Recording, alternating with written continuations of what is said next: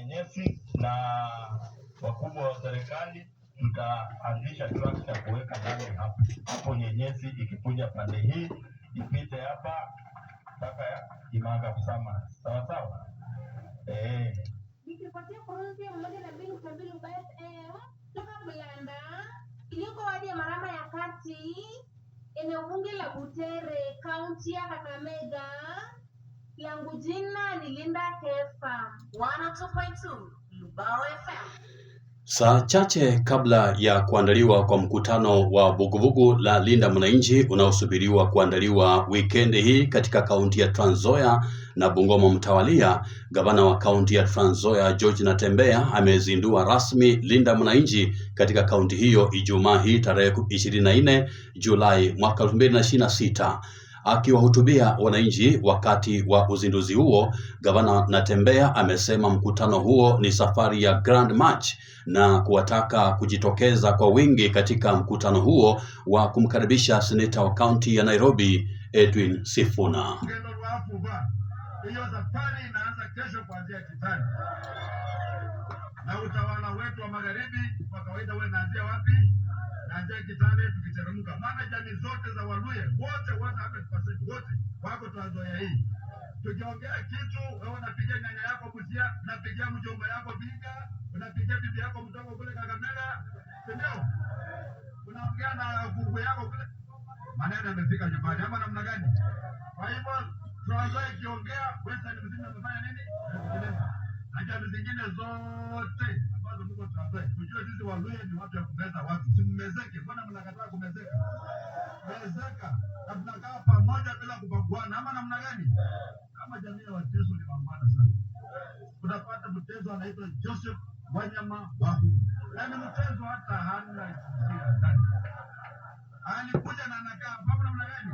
Na tupakui watu, sisi tunataka taifa la Kenya ikae vile Trans Nzoia inakaa.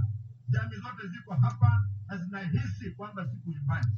Amewarai wale waliokuwa katika chama cha ODM kutembelea pamoja na wao, akisema tangu aingie mamlakani kuwa gavana miaka 4 zilizopita hajawahi ona mradi wowote wa serikali ya kitaifa katika kaunti hiyo. Wale mlikuwa kwa ODM saa hizi ninawaambia ingia kwa hii nyumba, maana ni kubwa.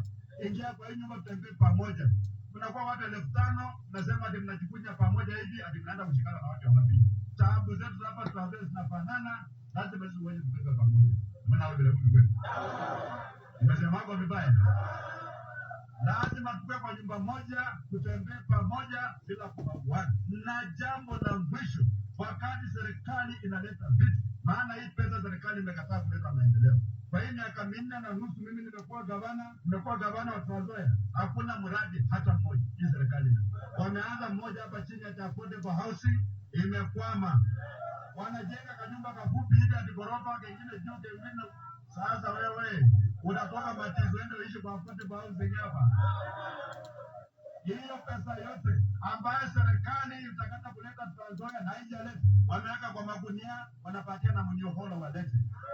Hiyo pesa ikikuja mkule vile bodaboda walikula.